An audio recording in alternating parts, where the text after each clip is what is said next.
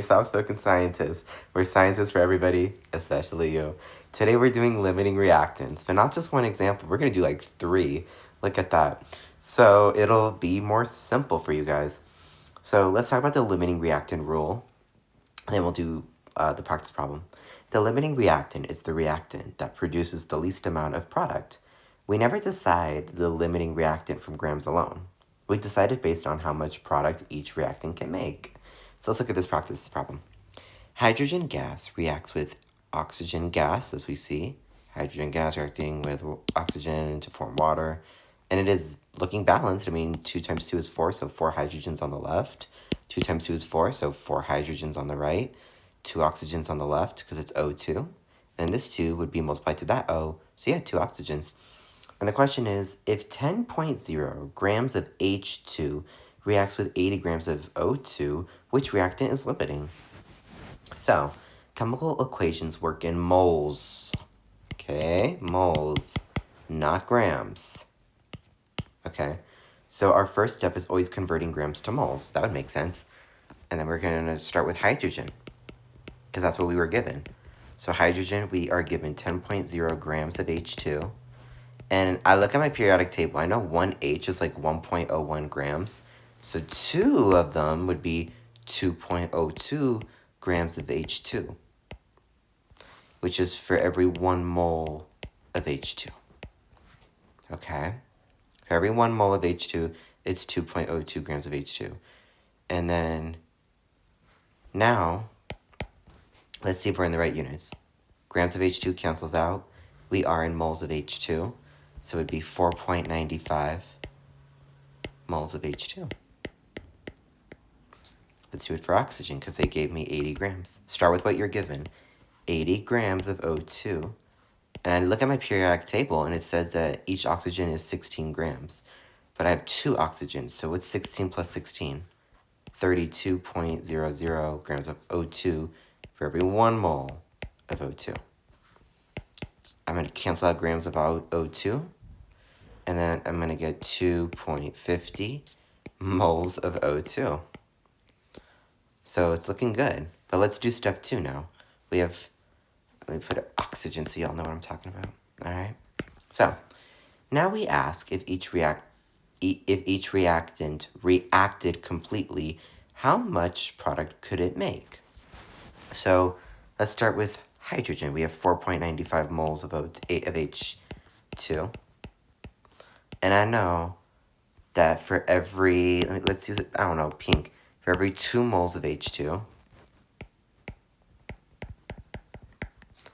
we need to get to H2O to see which one's reactant. You have to go to your product. You want to form moles of your product. Remember that, y'all.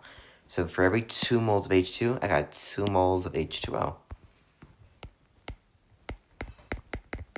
You could use a calculator if you want to. Moles of H2 cancels out. And then you're left with the proper units of the product, moles of H2O. But look, what's 2 divided by 2? 1, right? This whole thing is just 1. So you're going to get 4.95.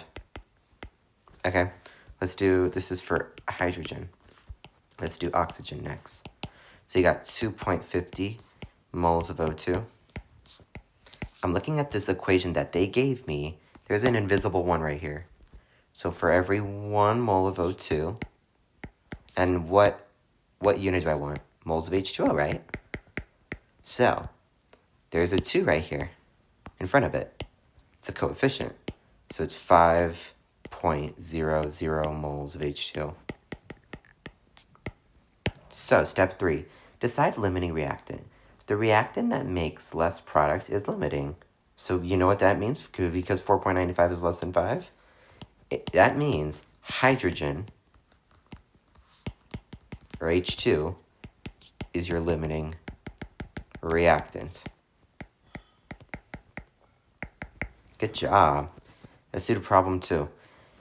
Nitrogen reacts with hydrogen to form ammonia, N2 gas plus 3H2. Okay, so we got 2 nitrogens. We also got 2 nitrogens right there. 2 times that, N is 2. And then we got 6 H's, because 3 times 2 is 6.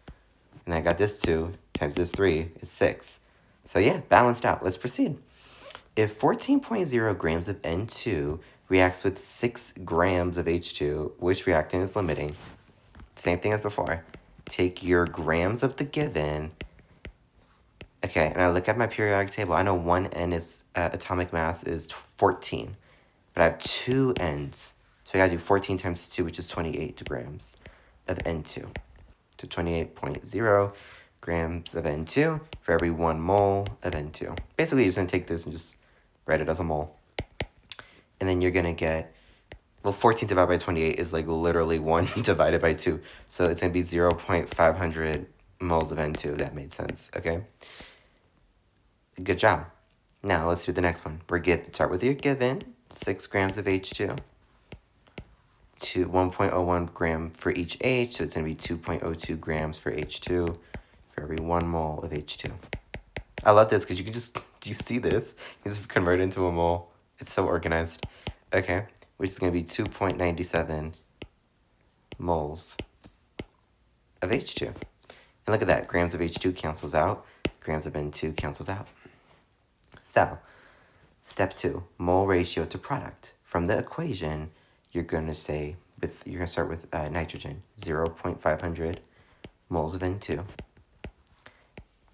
And I'm looking at this and I say, okay, there's an invisible 1 right here. So 1 mole of N2. And I'm like, okay, I need to get to my product and there's a 2 right there. That's the coefficient. Yeah, NH3. What's 0.500 times 2? It's just like, it's like 50 cents plus another 50 cents. It's $1, one mole of NH3. Okay, let's do the next one. 2.97 moles of H2. And then I'm looking at this thing and I'm thinking, okay, I got 3 moles of H2 for every 1 mole. Or is it? No, it's not. Yeah. So I know I mentioned that usually it's like you would have like grams of something, and you just could say 1 mole of it. You can't do that here because you're going from mole to mole. You are still in moles, so don't assume 1. Check your balanced equation.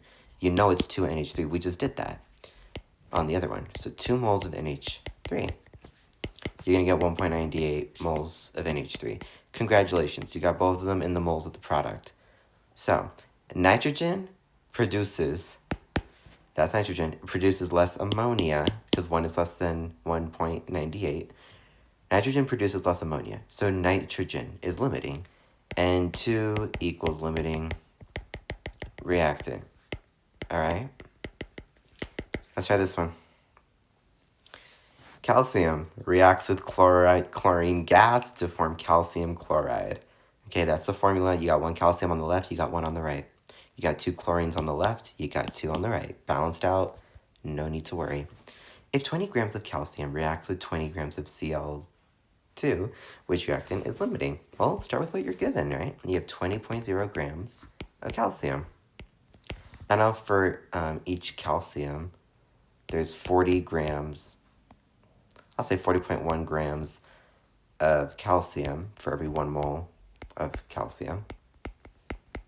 Cancel out my grams. I'm in the right unit. Because you gotta start with, you gotta get to the moles of your reactant to get to your moles of products. I'm doing everything right. I'm gonna get 0.499 moles of calcium. Chlorine. Let's do that one. I'm giving 20.0 grams of Cl2.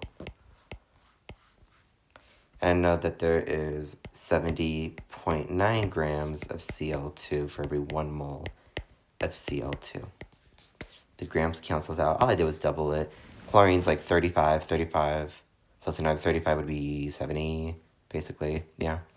And then I got 0.282 moles of Cl2. Okay, now, step 2, mole ratio. From this equation, let's write out what we know.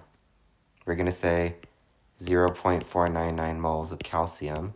I'm going to put moles of calcium at the denominator because I want to cancel it out and never see it again because I want to get into my product. So everything's 1. Look, invisible 1, invisible 1, invisible 1. I'm going to say 1 mole of calcium for every 1 mole of the product, which is CaCl2. Bam, bam, you cancel out. 0.499 moles of CaCl2. Then you got 0.282 moles of Cl2. Look at that. 1, 1. Still write it out so your teacher doesn't dock you. 1 mole of CaCl2. Cancel, cancel. 0.282 moles of CaCl2. And guess what? You guys are going to love this. Chlorine has fewer moles, so it runs out first. So you know what that means? Cl2 is limiting reactant. So let's talk about this. Always convert grams to moles.